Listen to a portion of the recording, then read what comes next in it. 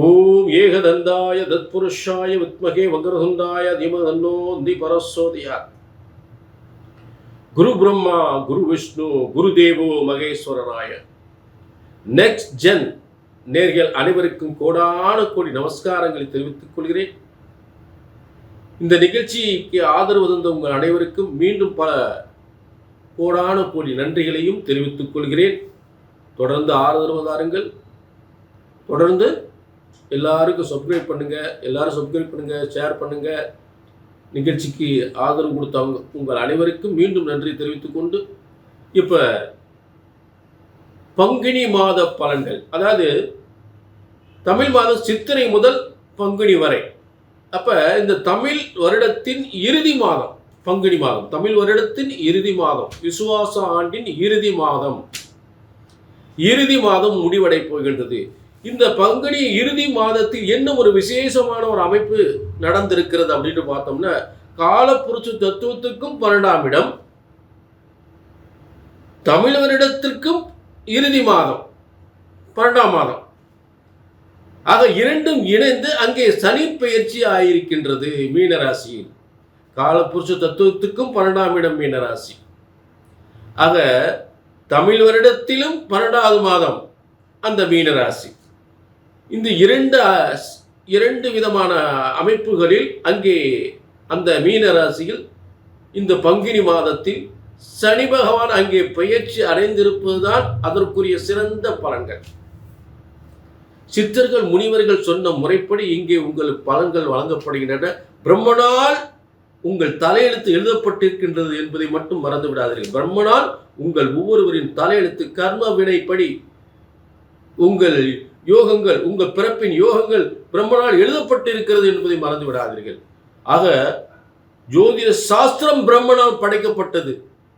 ஒரு ஜோதிடத்தின் பலன் அல்லது நான் சொல்லக்கூடிய பலன் சரியா நடக்கல அப்படின்னு ஒன்றும் உங்க ஜாதகம் தப்பா இருக்கணும், இல்லாட்டி ஜோசியர் நான் தப்பா இருக்கணும்.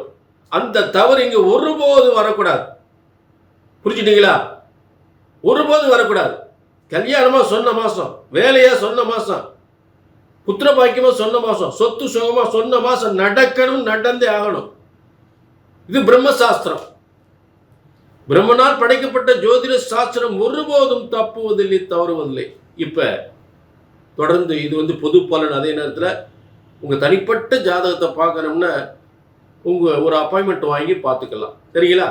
ஆக இப்ப எல்லா ராசிக்குமே பங்குனி மாத பலன்களை நாம் சிறப்பாக பார்க்க போகின்றோம். பங்குனி மாத பலன்கள், விருச்சிக ராசினர்களே உங்களுக்கான பங்குனி மாத பலன்கள். இப்ப விருச்சிக ராசிக்காரங்க பார்த்தீங்கன்னா நிறைய வாழ்க்கையில் நிறைய ஒரு போராட்டம், ஒரு ஏமாற்றம், அதுல எல்லாம் ஒரு சிரமங்கள் அனுபவித்து கொண்டு இருக்கக்கூடிய ஒரு விருச்சிகர். அவங்களுக்கெல்லாம் ஒரு நல்ல மாற்றம் வருவது. இப்ப என்னன்னா, இப்ப அதிர்ஷ்டஸ்தானம் ஒன்று இருக்கு. ஒரு ஜாதகத்துல எந்த இடம் அதிர்ஷ்டஸ்தானமோ 5ஆம் இடம். அந்த அதிர்ஷ்டஸ்தானத்தில் என்னென்ன கிரகங்களுக்கு பாருங்க. இப்ப இவங்களுக்கு 4ஆம் இடத்துல இருக்கக்கூடிய சனி பகவான் 5ஆம் இடத்துல அதிர்ஷ்ட சனியாக மாறி இருக்கிற. முதல்ல சனி பகவான் பொறுத்தளவு ஒரு தொந்தரவு பண்ணக்கூடியவர் இருந்தாலும் அவர் இருக்கக்கூடிய இடம் 4ஆம் அதிபதியாகி 5ஆம் இடத்துல போய் அதிர்ஷ்ட சனியாக மாறுகிறார் குரு வீட்டில். அப்ப குரு பகவான் 8ஆம் இடத்திலிருந்து 2ஆம் இடத்தை பார்த்துக்கிட்டே இருக்கார். எப்படியாவது வருமானங்கள், வியாபாரங்கள், கூட்டு தொழில்கள், நிரந்தர வருமானங்கள், முன்னேற்றங்கள் அது கொடுத்துக்கிட்டே இருக்கும். பிரச்சனை இருக்கதான் செய்யும், ஆனா வந்துடும், நிச்சயம் வந்துடும். ஏன்னா உங்களுக்கு லாபாதிபதி 11ஆம் விருச்சத்துக்கு 11ஆம் அதிபதி போய் எங்க உட்கார்ந்துருக்காரு? உங்க ராசிக்கு அதிபதியோட செவ்வாய் புதனோட சேர்ந்து ராகு சேர்ந்து உட்கார்ந்துருக்காரு.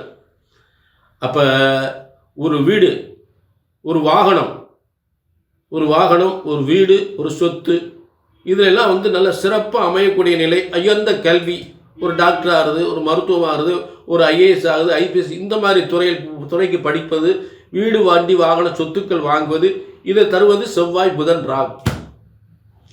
அடுத்து இடமாற்றம். ஊர் விட்டு ஊர், தேசம் விட்டு தேசம், மாநிலம் விட்டு மாநிலம் போய் படிக்கிறது, இல்லை உத்தியோகம் பார்க்குறது, தொழில் பார்க்குறது, அதையும் கொடுக்கும். ஏன்னா 5ஆம் இடத்துல சனி இருக்கும் பொழுது 4ஆம் அதிபதியாக பூர்வ புண்ணிய ஸ்தானத்துக்கு போகும்போது பூர்வ புண்ணியத்தை விட்டு வெளியில போய் படிக்கக்கூடிய நிலை ஏற்படும். புரிஞ்சுட்டே? ஏன்னா விருட்சத்துக்கு 12ஆம் அதிபதி சேர்ந்து உட்கார்ந்துறார். சுக்கிரன் ஆட்சி உச்சம் விட்டு உட்கார்ந்துருக்கார். சுக்கிரன் 7-12 துலா, அதாவது விருச்சிக ராசிக்கு 7-12 சுக்கிரன் 5ஆம் இடத்தில் அதிர்ஷ்ட ஸ்தானத்தில் செல்வங்களையும் பொன் பொறி, அதாவது கணவனுக்கோ மனைவிக்கோ இல்லை ராசிக்கு விருச்சிக ராசிக்காரருக்கோ இல்லை கணவனுக்காக இருந்தாலும் சரி, மனைவிக்காக இருந்தாலும் சரி, வெளிநாட்டு யோகத்திலும் உள்நாட்டு தொழில் பார்த்தாலும் சரி, வெளிநாட்டில் தொழில் பார்த்தாலும் சரி, காசு பணம் கொட்டக்கூடிய சுக்கிரன் உச்சம் பெற்று இருக்கக்கூடிய ஒரு அமைப்பு. அதிர்ஷ்ட ஸ்தானத்தில் அதிர்ஷ்டக்காரகனாக சுக்கிரன் செல்வங்களை தரக்கூடிய கொட்டி தரக்கூடிய சுக்கிரனே உச்சம் பெற்று இருக்கிறார். மகாலட்சுமியே உட்கார்ந்துருக்கு அதிர்ஷ்ட ஸ்தானத்தில். அதிர்ஷ்டம்னா என்ன? ஒரு மனுஷனுக்கு காசு பணம் கொட்டுறதுன்னு அதிர்ஷ்டம். அந்த காசு பணம் மகாலட்சுமி அம்சமே எங்கே உட்கார்ந்துருக்கு? சுக்கிரன் 5ஆம் இடத்துல அதிர்ஷ்ட ஸ்தானத்தில். இப்படி ஒரு அமைப்பு எப்படி வரும்? வரவே வராது. சூப்பர், பிரமாதம். ஆக இந்த பங்குனி மாதம் என்பது விருச்சிக ராசிக்கு வியந்து பார்க்கக்கூடிய வியக்கத்தக்க செல்வ யோகம். இது பொது பலன். உங்க தனிப்பட்ட ஜாதகத்தை பார்க்கணும்னா கீழே நம்பருக்கு நோட் பண்ணிக்க, ஒரு அப்பாயின்மெண்ட் வாங்கி.